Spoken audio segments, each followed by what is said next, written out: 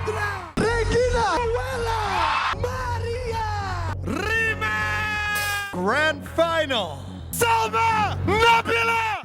Indonesian Idol ini emang mencari idola.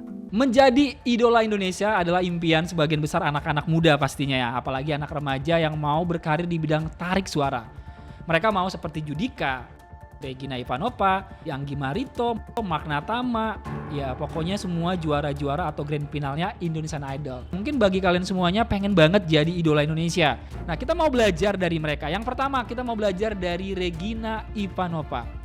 Seperti yang kita tahu bahwa Regina Ivanova itu sudah 6 kali gagal ikut audisi Indonesian Idol. Selalu jalanin gitu setiap season. Penantiannya 8 tahun untuk idol sendiri. Terus sebelumnya dibully, dipandang sebelah mata sama orang. Dan ketika dia lolos audisi yang ke-7, dia ternyata berhasil menjadi juara Indonesian Idol, guys.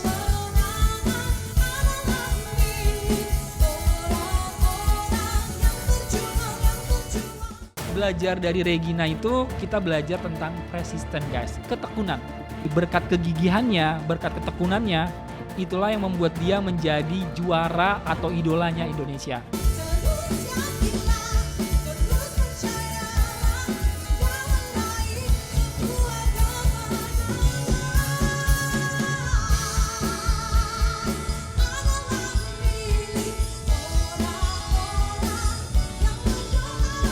Yang kedua, kita mau belajar dari Noella. Nah, tim Super Youth juga mendapatkan kesempatan nih untuk ngobrol-ngobrol atau interview dengan Noella.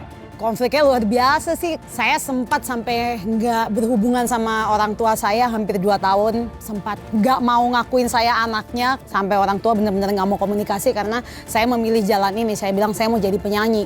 Terus kata mama saya, kamu mau jadi penyanyi sampai kapan? Dulu saya masih nyanyi kafe. Kamu mau hidup apa dari nyanyi kafe? Nyanyi kafe bisa kasih masa depan apa buat kamu? Bagi mereka musisi itu bukan pekerjaan. Saya punya pergumulan luar biasa dan puji Tuhan dibukakan jalan dan sampai saat ini orang tua saya pun mereka mengakui kalau sebenarnya yang perlu dilakukan orang tua adalah bukan menentukan apa yang orang tua mau, tapi membantu apa yang keinginan si anak itu yang mau. Kalau misalnya kita belajar dari Noella, kalau kalian punya mimpi, pengen jadi penyanyi, kalau mungkin lingkungan kalian menolak atau orang-orang meragukan kalian, mungkin yang ngeraguin kalian adalah teman, yang meragukan kalian sahabat atau orang-orang terdekat kalian. Kalian harus belajar dari Noella. Kalau punya mimpi mau jadi penyanyi, ya dikejar, ya gigih, jangan pernah menyerah. Noella aja sudah bisa membuktikan bahwa dia bisa meraih menjadi juara Indonesian Idol. Susah dulu, sakit dulu, itu pasti hasilnya memuaskan dan akan panjang gitu. Jadi jangan pernah puas dengan hasil yang instan. Apa yang kamu perjuangkan, Tuhan gak buta, pasti Tuhan lihat. Yang ketiga, kita belajar dari juara Indonesian Idol, Maria Simorangkir. Wow, ternyata sebelum dia menjadi juara, dia juga mendapatkan cibiran, bulian. Sebenarnya body shaming gitu. Bilang gendut, terus ih apaan sih nggak cocok, idola harus cantik dong, harus putih, harus kurus, harus tinggi. Di saat itu aku mikir kayak lebih baik aku nyakitin diri sendiri aja deh. Sering banget kita mendengarkan kata-kata negatif yang berusaha menjatuhkan kita, yang berusaha meragukan kita. Kamu nggak layak, kamu nggak berharga, kamu kayaknya fisiknya nggak cocok deh jadi idola Indonesia. Ternyata bulian, kata-kata netizen tidak membuat dia menjadi menjadi lemah. Justru Maria membuktikan dengan kualitas vokal, suaranya waktu itu menyanyikan lagu Never Enough. Lagu yang dibawakannya dia itu berhasil trending, guys.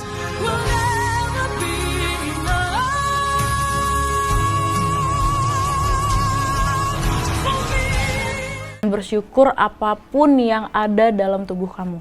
Apapun yang kamu laluin harus bersyukur. Nah, kita belajar lagi nih dari Liodra. Kita tim Super Youth mendapatkan kesempatan saat itu interview langsung dengan Liodra, seorang remaja saat itu usia masih 16-17 tahun. Tapi mendengar kata-kata negatif dari orang-orang sekitarnya. Wah, kejam ya masuk idol. Komen juri pengaruh ke masyarakat, ya kan? Yang lain juga kayak udah seolah-olah vokal coach kan masyarakat netizen ya, I don't know gitu. Tapi pokoknya hal itu yang aku rasain banget. Dari situ aku bilang ke bapak, aku nangis banget. Pak, aku pengen pulang, gak nyaman diginiin sama mereka-mereka ini. Aku dibully, DM aku penuh dengan emang sok ya, ini 5 bulan aku alamin. Siapa yang tahan dibully terus selama 5 bulan kayak gitu kan. Dan sampai aku 4 besar, padahal udah 4 besar, dikit lagi udah selesai itu acara, udah selesai final juga. Di 4 besar aku mengalami down lagi.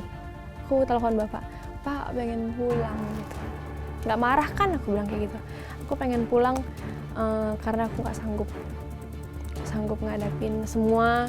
Gimana ya, hati nggak bisa bohong, maksudnya aku emang capeknya emang udah stres mungkin. Nah dari Lyodra itu kita belajar tentang yang namanya mental. Kompetisi Indonesian Idol itu bukan hanya sekedar ajang pencarian bakat aja, kualitas vokal, tapi juga kan harus menghadapi komentar juri, harus menghadapi komentar netizen. Bayangin aja kalau kata-kata negatif atau komentar yang menjatuhkan itu bisa merusak mental diri seseorang, guys. Apa yang sering kamu doain, apa yang kamu sering ucapin di situasi kamu yang down banget atau drop banget? Aku berdoa, dikasih kekuatan, dikasih semangat, dikasih penghiburan juga supaya aku nggak stres pasti. Ya itu sih yang paling aku doain sama Tuhan. Intinya aku bersyukur sih. Bersyukur di situasi apapun, mau susah, mau senang, aku tetap bersyukur gitu. Tapi doa aku terkabul. Intinya dari awal aku idol itu, semenjak aku dikritik banget, aku bisa berubah.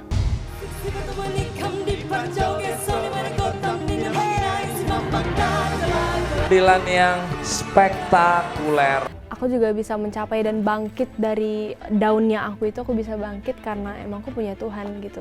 Tuhan bener-bener terjadi dan bekerja banget dalam hidupku, berkarya banget. Nah ketika kita nggak bisa menghadapi berbagai masalah, ya kita datang sama Tuhan dong.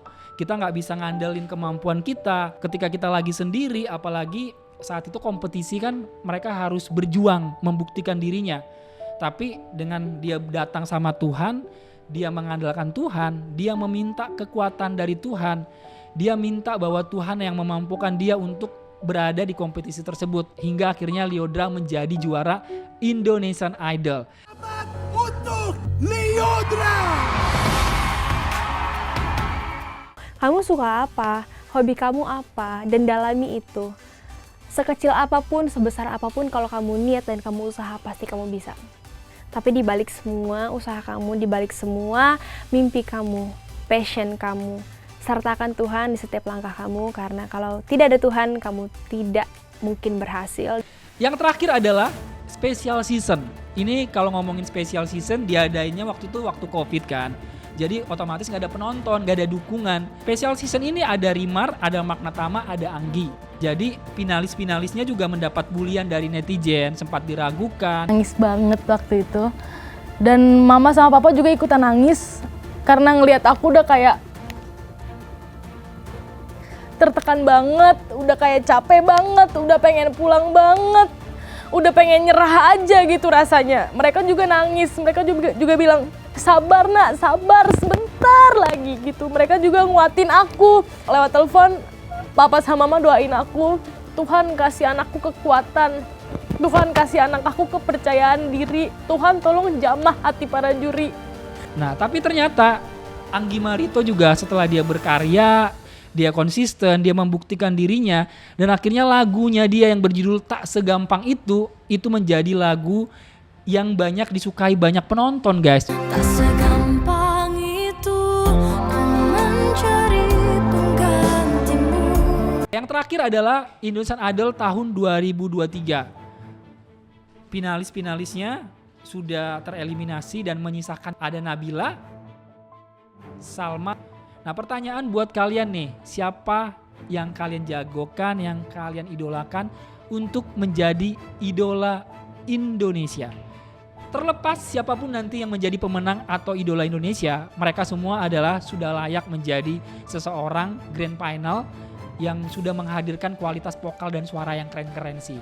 Siapapun pemenangnya, kita mendukung mereka, kita mendukung karya-karya mereka. Seperti semua idola-idola Indonesia, mereka itu luar biasa, mereka punya bakat yang luar biasa, talenta yang Tuhan berikan kepada mereka luar biasa. Dan kalian juga nih yang nonton tayangan ini, kita percaya kalau kalian punya mimpi menjadi idola Indonesia, kalian punya bakat nyanyi, pengen menjadi penyanyi, yuk kembangin bakat kalian. Mulai doa sama Tuhan, minta sama Tuhan agar kalian diberi hikmat sama Tuhan untuk mengembangkan bakat kalian. Jika saat ini kamu merasa minder, gak percaya diri dengan bakat yang kamu punya, kamu merasa gak mendapatkan dukungan nih dari orang terdekat seperti teman, keluarga untuk setiap mimpi dan potensi kamu. Nah, jika kamu rindu banget ingin kita doakan, kamu ingin berbagi semua masalah atau beban hidupmu, langsung aja hubungi layanan doa dan konseling CBN ya. Kami rindu banget mau jadi sahabat dan berdoa buat kamu. Kita percaya nih di dalam doa ada kekuatan dan tuntunan Tuhan. So, jangan ragu untuk hubungi nomor-nomor di bawah ini ya.